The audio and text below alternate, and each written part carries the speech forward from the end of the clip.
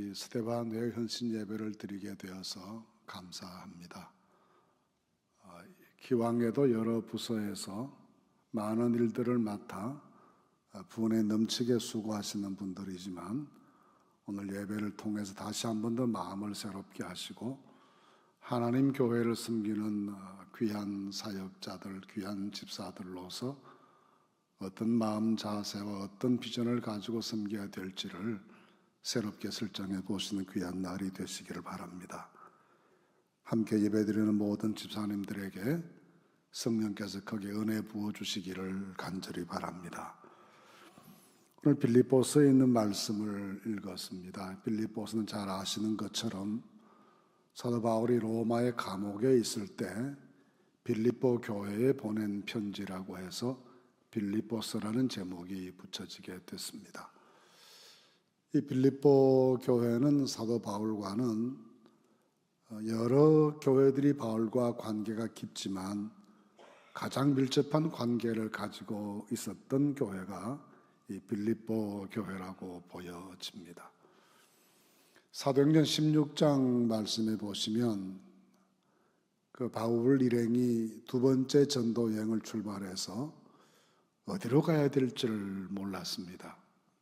이쪽으로 가자니 길이 막히고 저쪽으로 가려 해도 형통치 않고 해서 많이 고민하면서 괴로워하고 있을 때 드로아라고 하는 마을에 도착해서 밤중에 기도하는 중에 바울이 환상을 보게 되죠.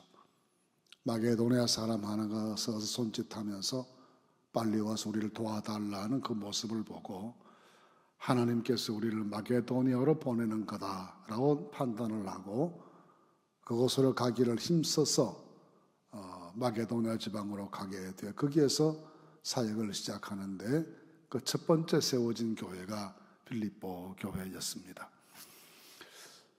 사도행전 말씀에 따르면 이 빌립보가 마게도니아 지방의 첫 성이다, 그렇게 첫 번 도시다 그랬습니다. 그 말은 배를 타고 바울 일행이 바다를 건너서 지금의 터키에서 그리스 북부 지방으로 건너가는데 가자마자 처음 만난 도시다, 그런 의미의 첫 성이 아니고 그 지역의 수도였다, 그런 뜻입니다. 이 빌립보는 예전 알렉산더 대왕의 고향 마을이기도 했습니다.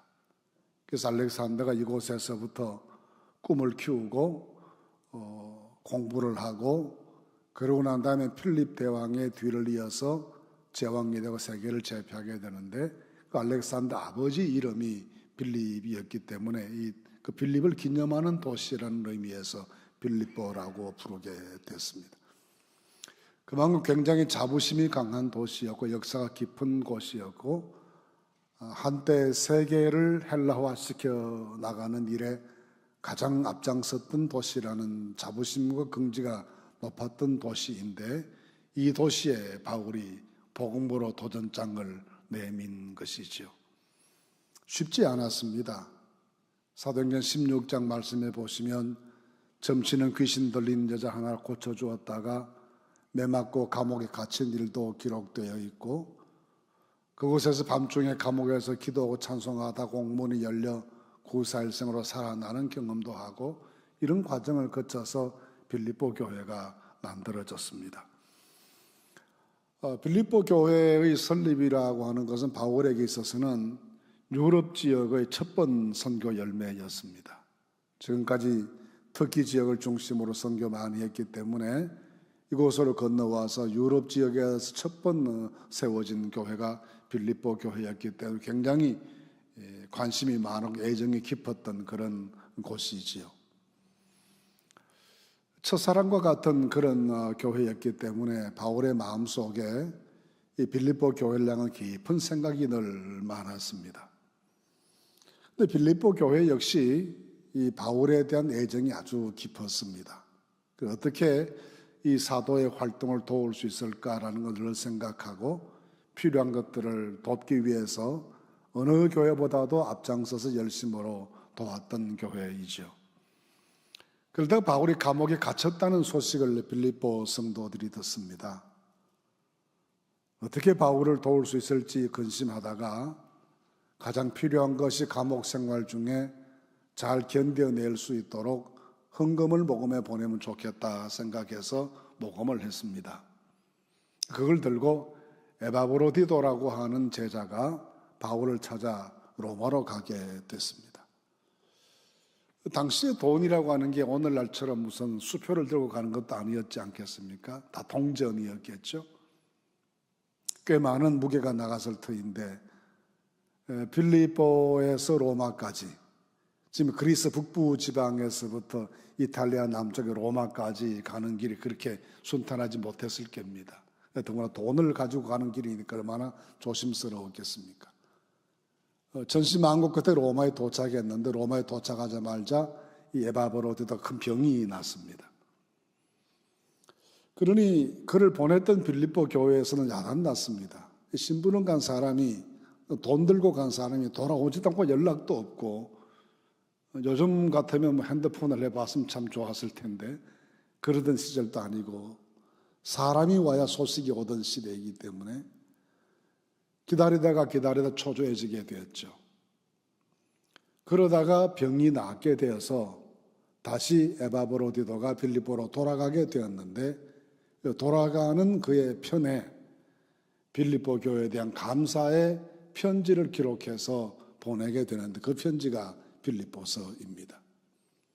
그 빌립보서에는 다른 서신에서 보는 것처럼 갈라디아 교회를 막 야단치는 갈라디아서나 고린도 교회를 심하게 책망하는 그런 고린도 전서의 내용에는 그런 내용이 없습니다. 그냥 감사하고 기뻐하고 좋아하고 축복하고 그런 내용으로 가득 차 있는데, 그게 1장과 4장에서 두 번의 간증이 나타납니다. 1장에 나오는 간증은 자기 생사관에 대한 간증입니다.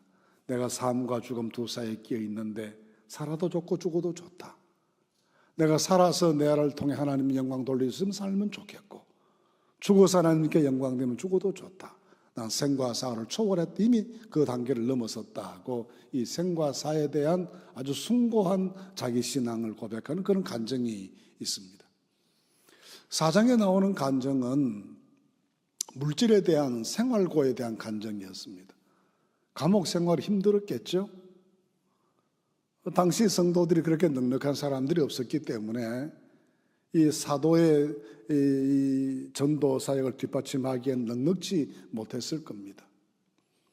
그런 가운데 빌립보 교회가 보내준 헌금을 받고 나는 배가 고플 때나 배가 부를 때나 풍부할 때나 가난할 때나 병들었을 때나 그렇지 못할 때나 여기에 적응하는 일체의 비결을 내가 가지고 있습니다. 걱정하지 마십시오. 라고 하는 내용의 이 물질 관계에 대한 자기 간증을 하는 내용이 이 말씀 속에 기록되어 있습니다. 이 간증 내용을 보시면 우선 바울이 배웠다라는 말을 두 번 사용합니다. 내가 자족하기를 배웠다. 또 일체의 비결을 배웠다. 이 배웠다라고 하는 말에 그냥 학교에서 공부 좀 했다는 말이 아니고 스승으로부터 도제식의 교육을 받고 그 비법을 전수받은 사람이다. 그런 표현을 살 때 쓰는 말로 사용했습니다. 비법을 전수받은 사람이다. 그럼 그의 그 비법을 전수시켜준 스승은 누구이겠습니까? 누구로부터 배웠다는 말은 없습니다. 그런데 내가 일체의 비결을 배웠다라고 하는 말은 살아가면서 터득했다는 말도 되겠지만 깊은 신앙생활을 하고 기도생활을 하면서 성령께서 나를 가르치셨고 주님께로부터 내가 배웠다. 주님께서 어떻게 사시고 어떻게 이 어려운 과정을 극복하시고 계셨는지를 살펴보면서 나도 선생이신 주님께로부터 배웠다. 비결을 터득했다. 비법을 전수받았다. 그런 생각을 하고 나는 주님께로부터 배운 사람입니다. 라고 고백을 합니다. 그 주님으로부터 전수받았다라고 하는 비법이 우리가 지금식으로 표현하면 전천후 신앙이었습니다. 사람이 누구나 다 환경의 지배를 많이 받지 않습니까? 그 환경을 거슬러서 거기에 지배받지 않고 자기 손씻고 살아갈 수 있다라고 하는 것은 대단한 분들이시죠. 저는 모세의 전기를 출애굽기에서 읽을 때마다 정말 대단하다 그렇게 느끼는 부분이 있습니다. 이게 이집트에서 왕족으로 입양돼서 생활하다가 갑자기 미디안으로 추방이 돼서 망명객이 되고 자기 장인 이드로의 양무리를 치는 사람이 목동이 되었는데 거기에 대해서 조금도 구김이 없습니다. 사실 우리 남자들이 나이 한 40쯤 돼가지고 신분이 급전직하해버리면 견디기 힘들지 않겠어요? 거기에 대해서 구애받지 않습니다. 그리고 40년 동안을 자기 양도 없이 장인의 양을 치는 목동으로 살아가면서도 인격과 신앙을 연마시키는 일에 흔들림이 없었습니다. 그렇게 바뀌어진 환경 때문에 실망하거나 좌절하거나 불평하거나 인생을 비관적으로 보거나 그렇게 하지 않았다는 그 부분 때문에 모세 정말 대단한 분이시다라는 생각을 할 때가 있습니다. 근데 보통 사람은 그렇게 하기가 힘들죠. 환경에 많이 지배를 받고 조금만 감정이 상해도 다 놓아버리고 싶은 충동을 느끼기도 하고 그런 시험을 스스로 당할 때도 많지 않습니까? 근데 바울이 지금 말하는 것은 그런 것 아니었습니다. 나는 비천에 처할 줄도 알고 풍부에 처할 줄도 알아. 모든 일과 배부름과 배고픔과 풍부와 궁핍에도 처할 줄 아는 일체의 비결을 배웠다. 그 비법을 내가 전수받은 사람이다라는 겁니다. 그러니 어떤 상황에도 구애됨이 없이 그 상황, 어떤 상황 속에 던져져 있어도 풍부하면 풍부한 대로, 가난하면 가난한 대로, 배가 고프면 고픈 대로, 배가 부르면 부른 대로 그 모든 상황에 적응해낼 수 있는 비법을 제가 가지고 있습니다 라는 간증을 하는 것이죠. 우리가 하나님 앞에서 믿음으로 충성하는 사람으로 살고 흠없는 하나님께 바쳐진 사람으로 살아갈 수 있기 위해서 필요한 것이 상황을 극복해낼 수 있는 역량을 구비하는 것입니다. 우리를 흔들려고 하는 악한 세력의 역사가 참 많습니다. 시험 들게 만들려고 하는 요소들이 참 많습니다. 때로는 교회 안에서 그런 시험을 당할 수도 있고 교회 밖에서 시험을 당할 수도 있습니다. 그런데 어떤 시험의 종류가 우리에게 다가오더라도 거기에 구애받지 않고 갈 길을 갈 수 있는 우리 집사님들이 되실 수 있기를 바랍니다. 우리가 원래 가야 될 길, 원래 해야 할 일들, 원래 우리에게 맡겨진 사명들, 하나님 앞에 부름받은 사람으로서 가져야 될 삶의 흔들림 없는 자세를 내 환경의 변화에 배가 부를 때 고플 때 달라지지 말고 평안할 때 환난 많을 때 달라지지 말고 그냥 시종일하게 그 중심을 지켜나갈 수 있는 하나님의 축복이 함께 하시게 되기를 바랍니다. 근데 그 비법이 뭔고 하면 13절에 이렇게 말해요. 13절에 보시면 내게 능력 주시는 자 안에서 내가 모든 것을 할 수 있느니라. 바울이 여기서 모든 것을 할 수 있다고 말씀하셨는데 그러면 바울이 전능자가 됐다는 뜻이겠습니까? 바울 전능자가 아니었습니다. 못하는 게 참 많았습니다. 고린도전서 2장 말씀 보시면 내가 고린도에 일할 때 심히 두려워하고 떨었다. 무서웠다는 겁니다. 그 반대자들의 박해가 다가왔을 때 너무 떨리고 무서웠다는 것을 나중에 했어요. 그 고백을. 그때는 태연한 척 했지만 나중에 했어야 그 고백을 합니다. 그렇게 약한 부분이 다 누구에게나 있습니다. 그런데 모든 것을 할 수 있다는 것은 무슨 말이겠습니까? 내게 능력 주시는 자 안에서 모든 것을 할 수 있다는 말은 내가 신앙 안에 거했더니 믿음 안에 살았더니 날마다 성령과 동행했더니 예수 안에 살았더니 이런저런 모든 환경에 적응하고 극복해낼 수 있는 그 능력을 내가 가졌다는 겁니다. 배고플 때도 예수 잘 믿고 배부를 때도 신앙생활 잘하고 풍부할 때도 교만하지 않고 가난할 때도 기죽지 않고 어떤 상황에 던져놓아도 그 모든 상황 속에서 내 신앙을 지키고 하나님께 나를 바쳐 살아갈 수 있는 그 능력을 가지고 있다는 말이지 전능자가 됐다는 말은 아니었을 겁니다. 우리에게 이와 같은 하나님의 축복이 늘 함께 하시게 되기를 간절히 바랍니다.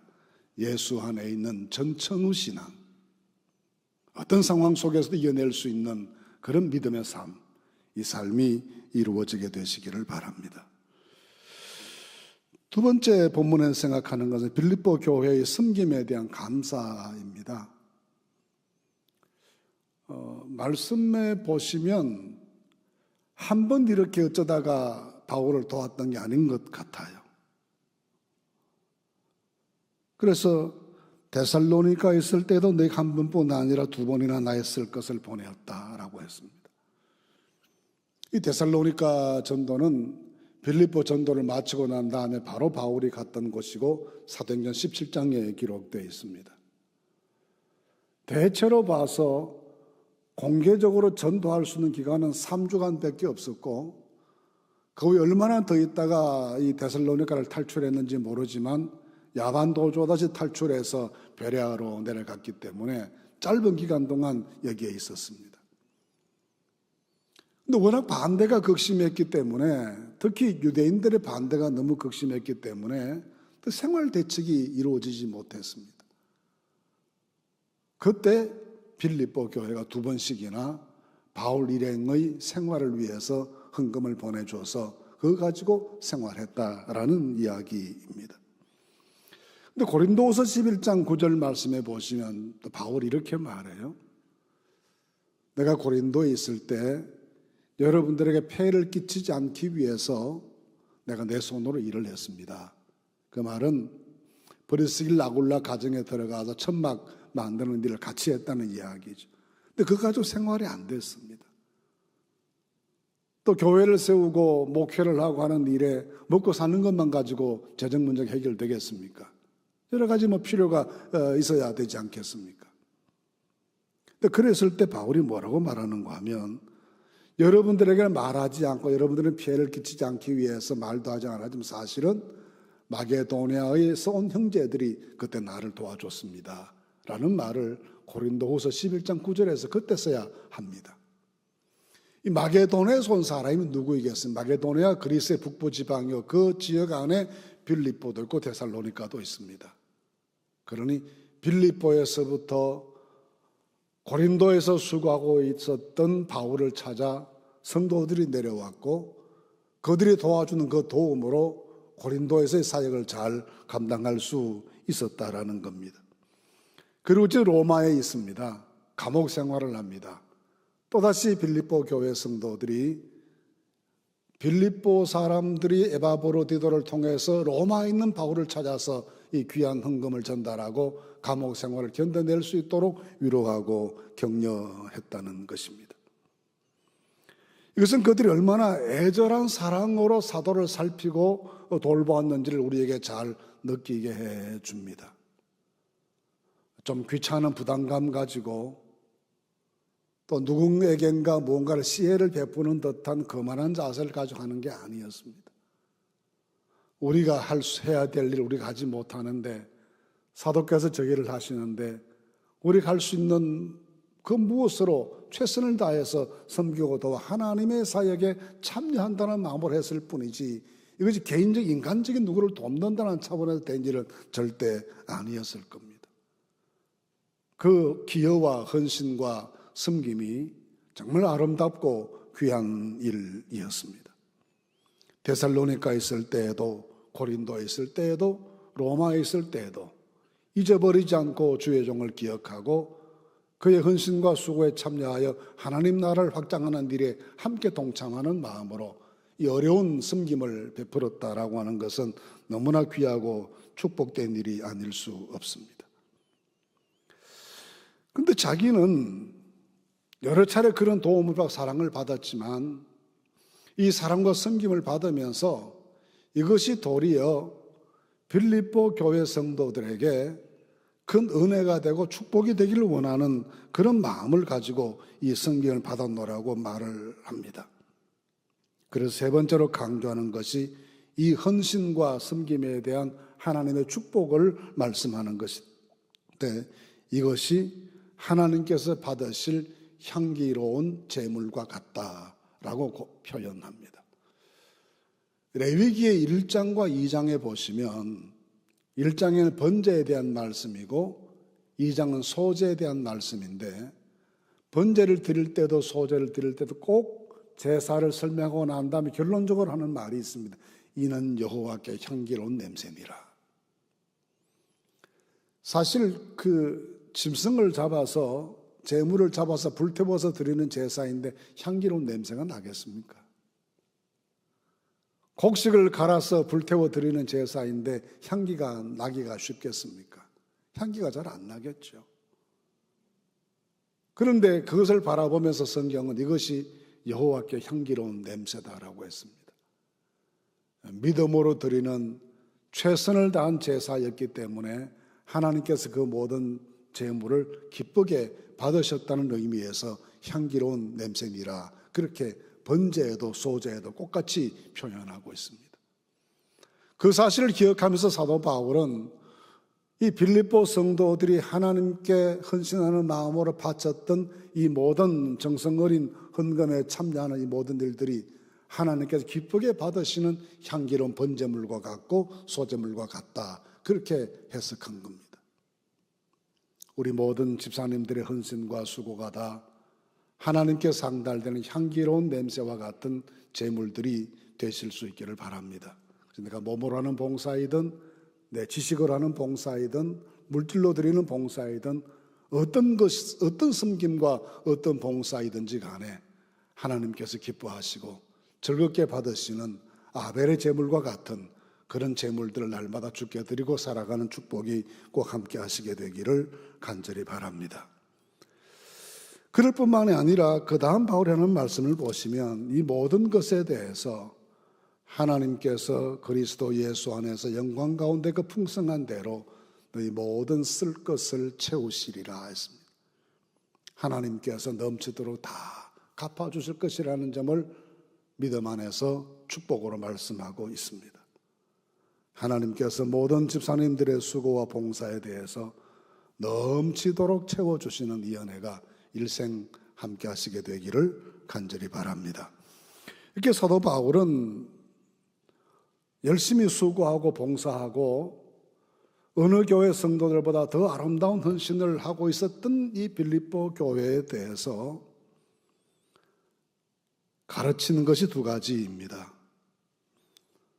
능력 주시는 예수님 안에서 상황을 극복해가는 신앙인이 되라라는 말씀이고, 또 한 가지는 하나님께서 기쁘게 받으실 수 있는 향기로운 제물을 바치는 마음으로 하나님께 봉사하고 교회 섬기고 그렇게 할 것을 가르쳐주고 있습니다. 우리에게 이 두 가지 은혜가 꼭 함께 하시게 되기를 바랍니다. 어떤 경우에도 흔들림 없이 내 신앙을 지켜 하나님께 나아갈 수 있는 이 전천후 신앙을 유지하는 하나님의 사람들, 하는 모든 섬김과 봉사가 하나님께서 기쁘게 받으시는 향기로운 제물이 되게 하시는 그런 헌신과 수고, 이 일을 통해 모든 쓸 것을 풍성히 채워주시는 하나님의 은혜를 일상 속에서 경험하고 누리고 살아가시는 축복이 늘 함께 하시게 되기를 간절히 바랍니다. 우리 모두에게 이런 헌신과 수고로 향기로운 제물처럼 되게 하시는 축복이 온 성도들에게 임하시기를 간절히 바랍니다.